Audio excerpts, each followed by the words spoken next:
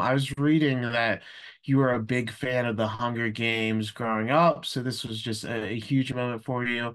I was curious, did you see the movies and then like read the books, or what was kind of your background with the series?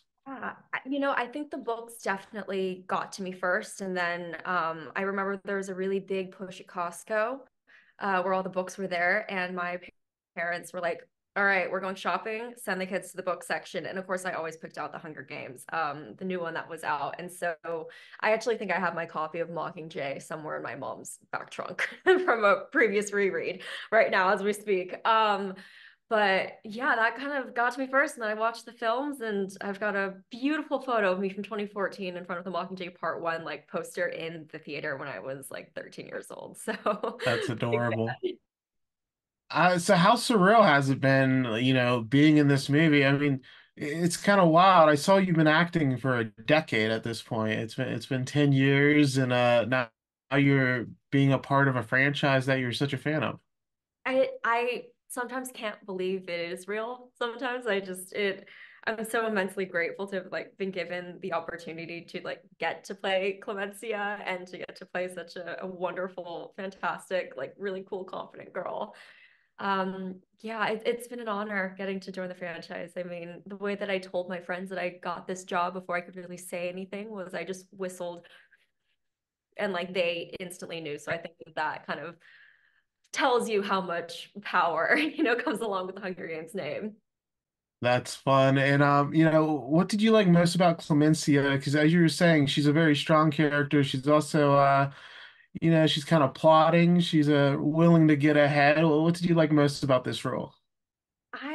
I think I really admire her confidence. It's something that I kind of work on in my own personal life. And so to get to play a character who's so confident that kind of puts you in that mindset, I think I definitely have a newfound kind of inner confidence after it. And so Clemmie's kind of taught me a lot of things about myself.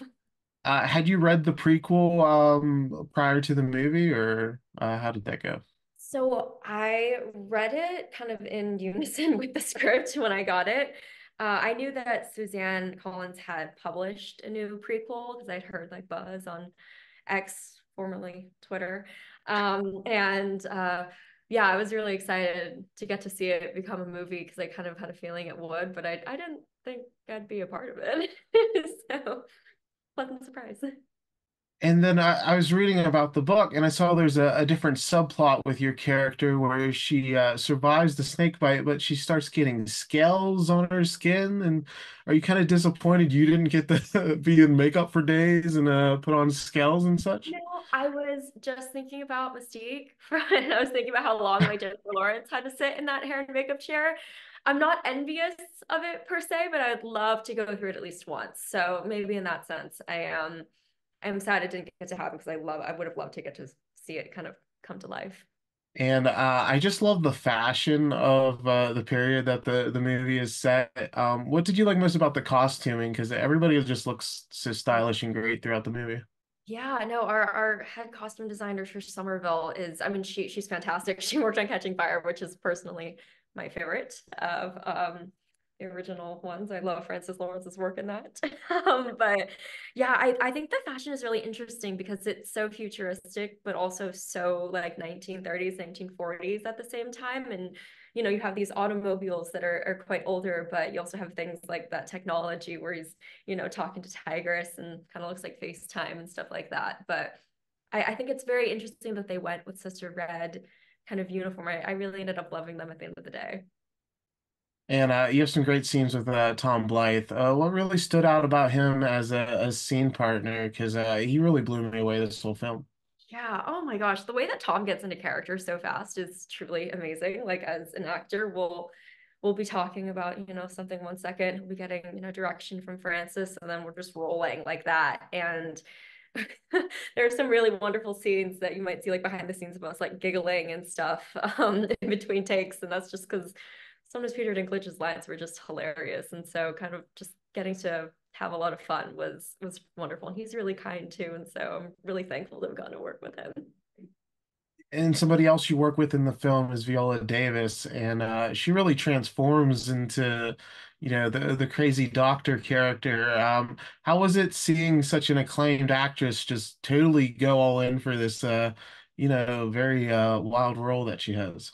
Yeah, I mean, I think at the time she was one of 24. I think Elton John recently joined like the EGOT status, so now one of 25 people in the world who have EGOT status, and so like getting to be in that room and especially that scene where it's just Tom Blythe and me and Viola. It was a very intimate day on set, and I really got to know our cast and crew, and it was incredible. Like she gave me wisdom and advice about what having a long career in this industry looks like, and I am forever grateful. I was journaling the whole day, just like little notes in my journal.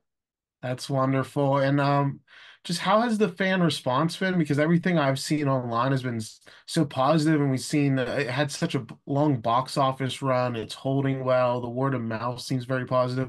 So from your end, how's it been just seeing the fan response to both your character and just the film in general? It seems so positive.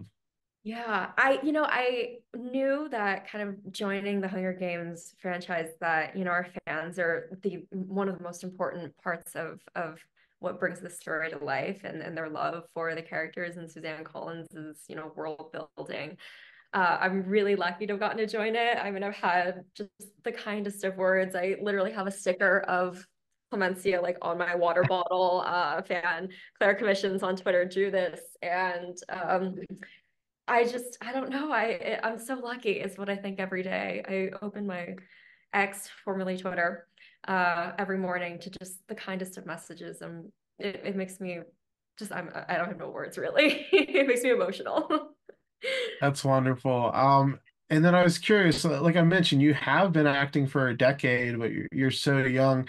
How does it kind of just feel navigating the acting space when, you do have years upon experience, but you're also getting different types of roles now, and you're still obviously learning. So, where do you kind of feel like you're at in your career? Because it's a weird position where you are, a decade veteran, but you're still very young. Yeah, I mean, when I tell people that I started doing this at 10 years old and they're like, you've been doing this for 12 years, I'm like, yeah. I don't really remember like too much about what my life was like before it. And I'm immensely grateful. I love my job so much. And I don't think you ever really hit a wall or any point in my journey, as an actress on what it means to become a better actress. I think every day that I'm just living and like experiencing life gives me new insight into how to be a better actress. And I mean, I can't believe that like this is the point that I'm at. For me, I didn't my mom always tells me, she's like, statistically speaking, like you shouldn't have gotten this far. Like you should have burned out in like middle school and just been like done with it and like, gone to high school traditionally and gone to college and all that stuff. And I was like, yeah, wow, like I'm so lucky and I really love my job a lot. It's the best in the world. And then my last question for you, have there been any genres or types of movies that you haven't been able to do yet that like are particularly on your to-do list that you'd really like to do? Yeah, I posted a video on TikTok of a behind the scenes of that Scream. If you know, you know. And yeah, you can really hear the echo in that room. And a lot of people are like, we need to get you in a horror film right now. Like, we need to get you in front of a horror film casting director right now. And for me, I always thought I didn't like horror. It turns out I just don't like being scared. I'm fine with like thriller horror. I don't like having nightmares. But I would absolutely love to be in a horror and just kind of see how that goes on behind the scenes because you watch it, it's so intense. But I mean, surely you have to be laughing, in between takes too. So yeah, I think that's definitely something now that's on my list of things I'd love to do.